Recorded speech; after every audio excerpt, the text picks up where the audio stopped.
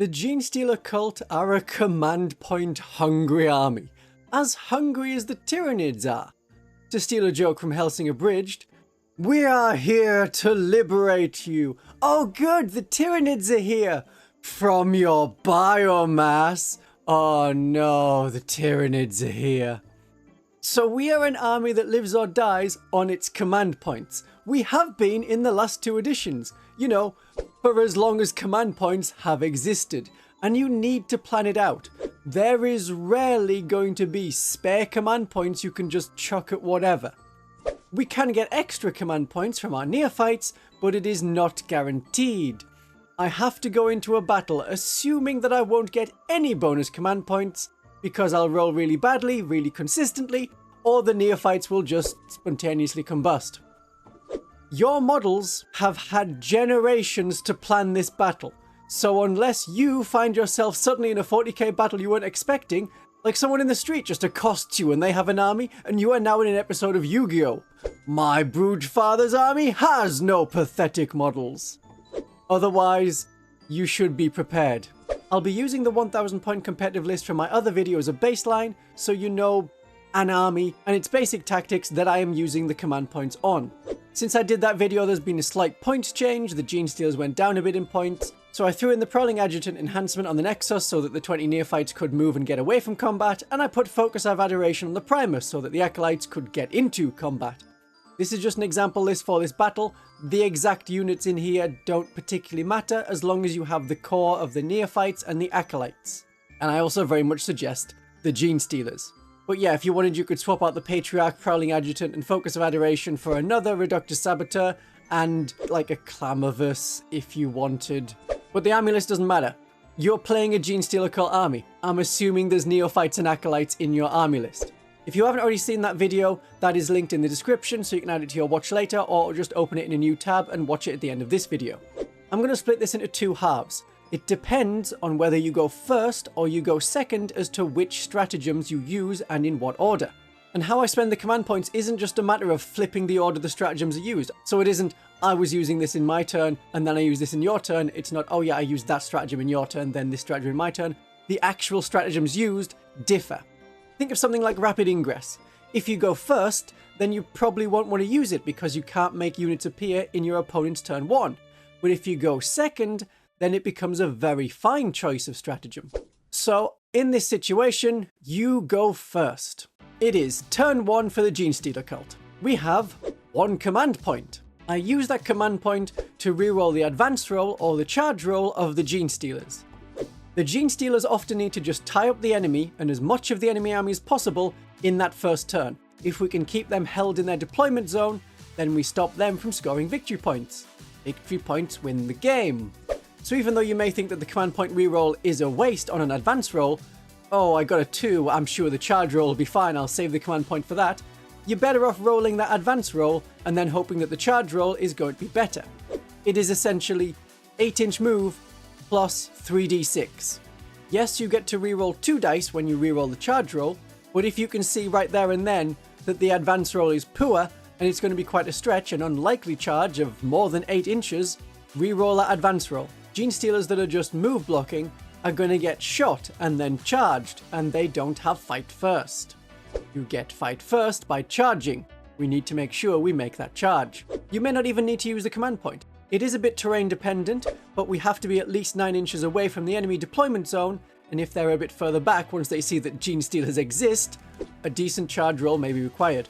In our command phase on the first turn, we also may generate a command point from Neophytes on our home objective. That is the purpose of the 10 Neophytes, but that is assuming that you are playing a competitive game that sets up like that, and not a Crusade mission or a White Dwarf bunker mission. I do recommend playing them because just playing a different mission is fun. The enemy turn 1, I employ 1 with Darkness to protect the Neophytes on the home base, or if the Pure Strain Genestealers are no longer in combat because the enemy has been killed or fallen back, and all the enemy can see is that unit, as long as the enemy aren't all in really close range, 1 with Darkness will mean that some enemy units just become pointless. It keeps the Genestealers alive and menacing the enemy for another turn. The longer we hold them in their own deployment zone, the more points we can score entirely unopposed. Turn 2 comes around, it is our turn. we use tunnel crawlers. This allows the acolytes to pop up 3 inches away so that they can be in range to use their demolition charges immediately. The only real counter the enemy has to this is Overwatch, because it does not count as an actual move when you deploy from reserves, so they can't use special abilities like the Termagant scuttling away or a Space Marine unit tactically moving back, because deploying from reserve does not count as having completed a normal move, at least as far as other units' abilities are considered. We only count as having completed a normal move for the purpose of we're not staying still for heavy weapons. So with tunnel crawlers we can instantly blow up the biggest problem in the enemy army. If we had a spare command point, such as we didn't need to reroll any charges with the Genestealers, or there were so few enemy units shooting at us because they're something like Orcs or World Eaters that we didn't need to do one with Darkness, or we got a command point from the Neophytes, then we can do a perfect ambush, again on that Acolyte unit. Having your demolition charges now hit on a 4+, with an even higher armor penetration is very, very valuable, even when we're rerolling all hit rolls with the Primus. More demolition charge shots go through, more enemies likely to die. And this is also the turn when the 20 Neophytes turn up. They can't use tunnel crawlers, but with the Nexus, they can also use a perfect ambush. It is free because it is a battle tactic. That was in the September 2023 balance patch. Abilities that let you use stratagems for free, or modify stratagems in some way, only work on battle tactic stratagems. And there's another free stratagem that we can use this turn, the Reductus Saboteur.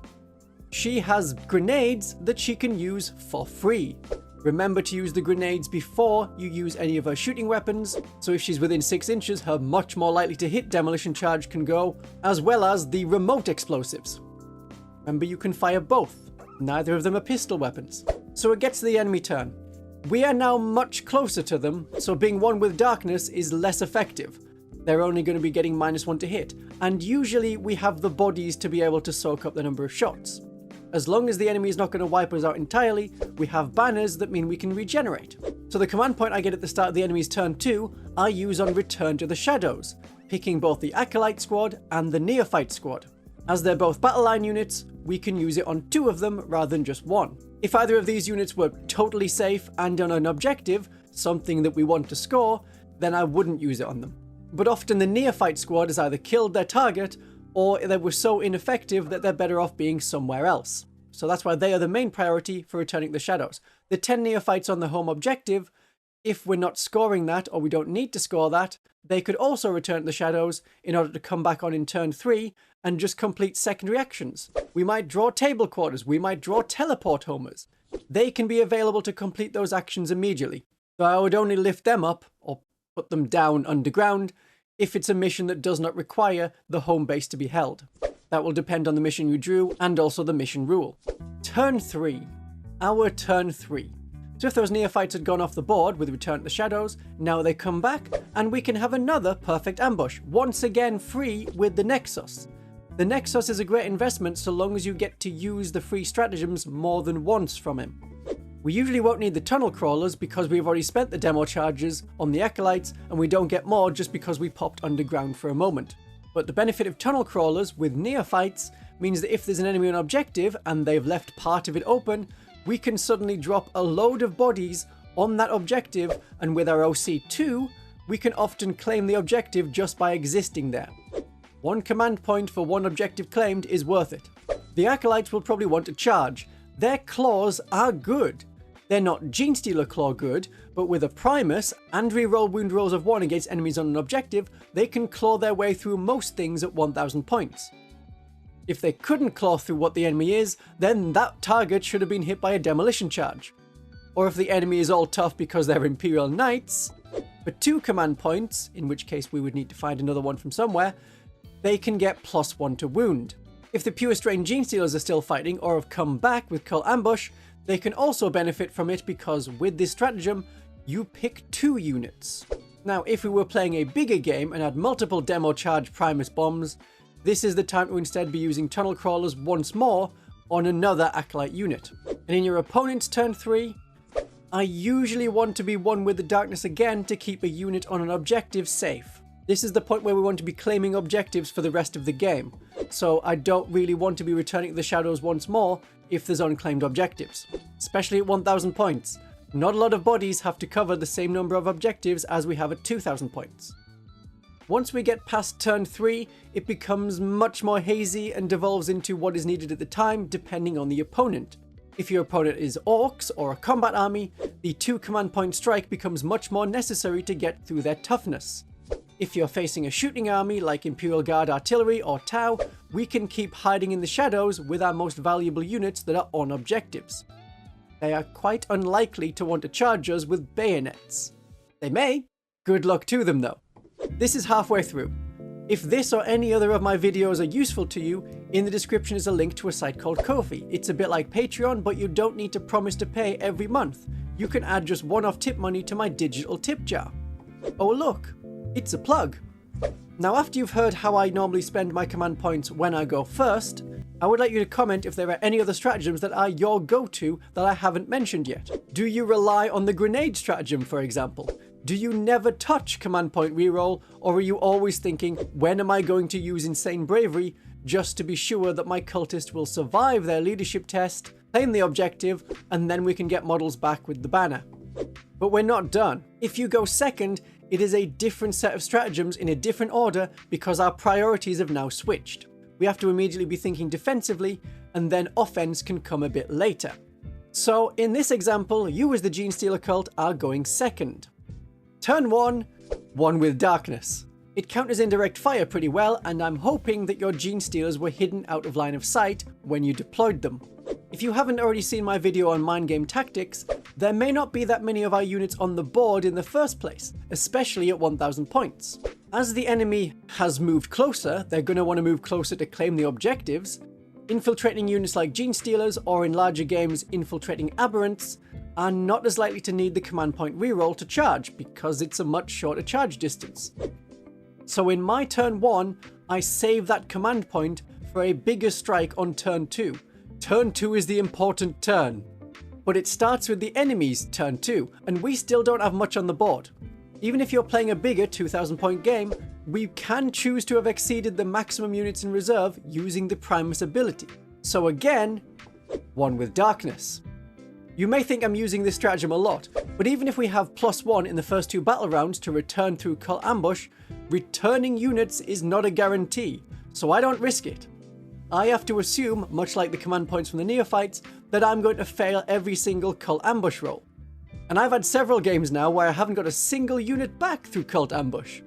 But when it comes to our turn 2, this is what we saved that command point for. So we now have 2 command points, one for tunnel crawlers so that the demo charges are in range, the second one for perfect ambush on those acolytes so that their demo charges are far more effective, and then the Nexus can give it another go. Remember the order correctly.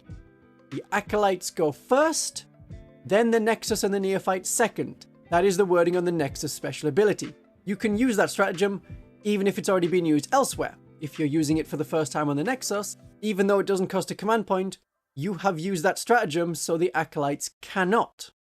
You'll get used to doing the order correctly. Ridge Runner, then Nexus, then acolytes. And at some point, a free grenade stratagem from the Saboteur, assuming they've lived this long. The opponent's turn 3. They have their turn. If we were clever and took out the enemies on one flank of the board, then they may not have too many units close to us. If we can mitigate their shooting and maximize ours, we will win against most factions, at least with the Ascension Day detachment. So that's right, one with darkness. But only if we got a command point from our Neophytes. We really need that one command point we have, that we got at the start of our opponent's turn 3, so that we can at the end of our opponent's turn 3 return to the shadows, ready to strike again on our turn 3. So as our turn 3 starts, we get one new command point, which will allow us to do another perfect ambush. That can be for free with the Nexus, but it can also be used to reroll a charge. The Acolytes want to be on objectives scoring points. Maybe the Genestealers died in turn 2, and you got some new Genestealers back, so that their blip can be used to hold an objective, or better, attack the enemy base. They can advance and charge, so can be kept much further back from the enemy units. So if they respawn, they will be useful for clearing the enemy from their home objective. There's probably not going to be too tough a unit holding that, especially not at 1,000 points. And more free grenades from the Reductus Saboteur, assuming that she's still alive. So that is how I use my stratagems in the Ascension Day detachment. That's not to say that this is the only detachment that works or the only detachment we're going to get. When Codex Genestealer Cult is out, this is recorded before it existed, then the tactics will be different for stratagems that come with other detachments. So far, I don't think I've ever used the Unquestioning Loyalty stratagem to transfer damage away from a character.